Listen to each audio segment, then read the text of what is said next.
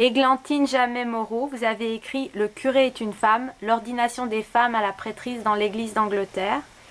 Donc c'est paru dans la collection des idées et des femmes à l'Harmattan. Donc tout ça commence il y a 20 ans, en novembre 92. L'Église d'Angleterre a autorisé des femmes à devenir prêtres.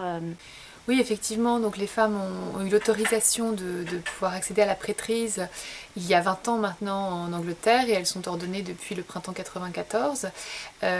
Donc c'est évidemment intéressant parce que l'église d'Angleterre, qui est une espèce de passerelle, de compromis entre protestantisme et catholicisme, elle est quand même extrêmement proche de l'église catholique, en tout cas pour de nombreux points de doctrine et de foi.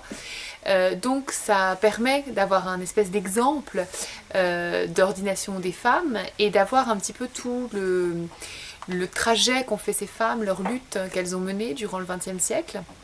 Et dans ce livre, en fait, je pense que c'est toute son originalité, c'est qu'à la fois est posée la question de l'ordination des femmes en général, c'est-à-dire de l'anthropologie essentialiste de l'Église, de la construction théologique qu'elle a faite de la différence des sexes, en excluant les femmes du sacré et en les cantonnant à leur vocation soi-disant spécifique, à savoir principalement la maternité. Donc il y a toute une première partie où je pose la question des origines de la domination masculine et de sa transposition dans la sphère symbolique avec la construction de ce modèle de relation entre les sexes très différencié et très essentialiste qui exclut les femmes donc de la sphère symbolique et qui les cantonne à leur rôle de mère. Ce qui fait qu'on a là le modèle contre lequel les femmes anglicanes luttent pour demander un égal accès à la prêtrise. Et évidemment, ce problème, il se pose principalement parce que de nombreuses femmes se sentent appelées, que ce soit dans l'Église catholique ou dans les églises protestantes. Certaines femmes expliquent ressentir au fond d'elles cet appel, cette vocation à la prêtrise. Thérèse de Lisieux, qui est quand même une des 3 femmes docteurs de l'Église, qui est un titre extrêmement prestigieux et respectable, Thérèse de Lisieux a écrit sa souffrance de ne pouvoir célébrer l'Eucharistie, de ne pouvoir servir son Église et le Christ en tant que prêtre.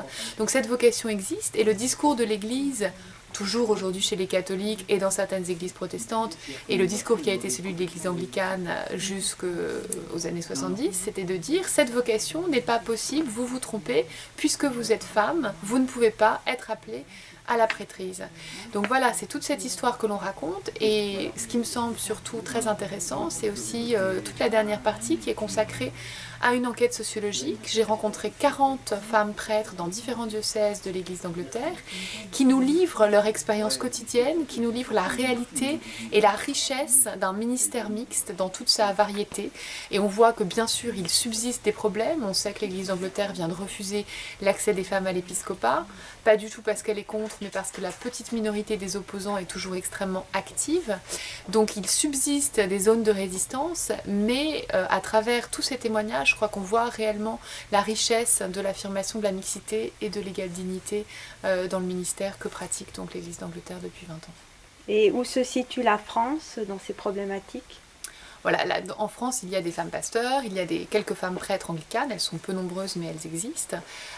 Et bien évidemment, la France est un pays à dominante catholique, même si la pratique est en très net retrait, c'est tout de même l'Église traditionnelle et historique ici, et l'Église catholique évidemment refuse absolument tout débat, elle refuse même d'ouvrir le débat sur l'ordination des femmes, puisque le principe c'est que hommes et femmes ne sont pas sur terre pour les mêmes raisons, n'ont pas le même rôle.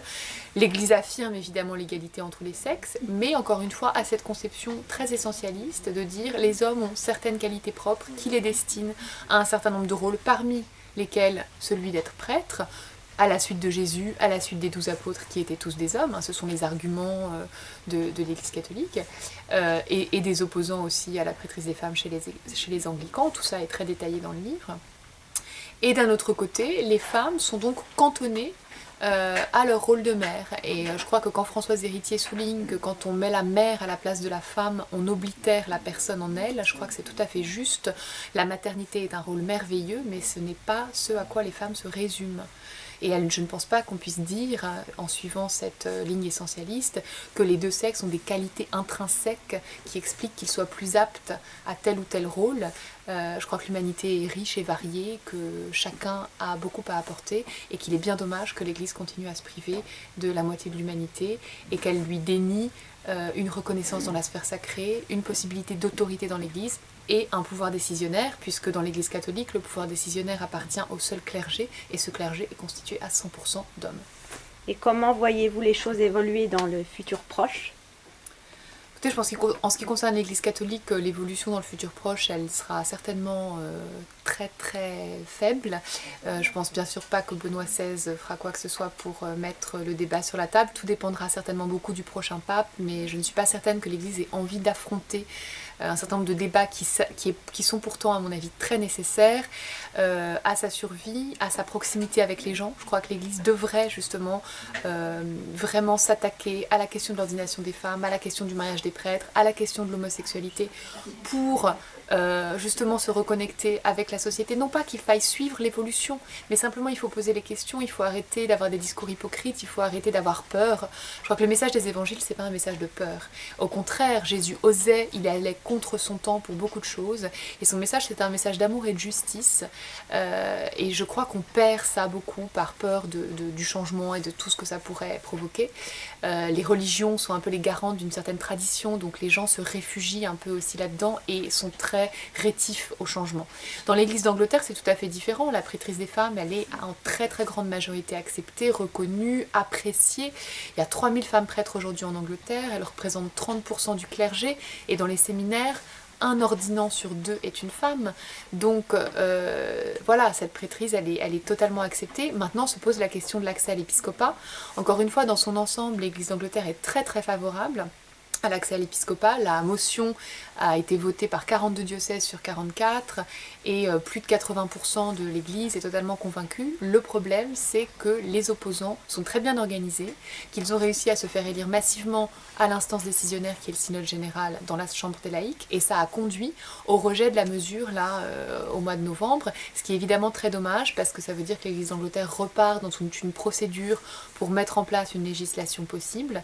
Et en fait, le problème, c'est que les opposants savent qu'ils ne pourront pas refuser le principe des femmes évêques, ils le reconnaissent eux-mêmes, mais ce qu'ils veulent, ce sont des garanties de protection pour ceux qui ne reconnaîtront pas les femmes évêques. Et évidemment, c'est ce contre quoi les femmes prêtres veulent lutter, parce que ça impliquerait une discrimination légitimée dans l'Église et des évêques de seconde zone qui seraient des femmes.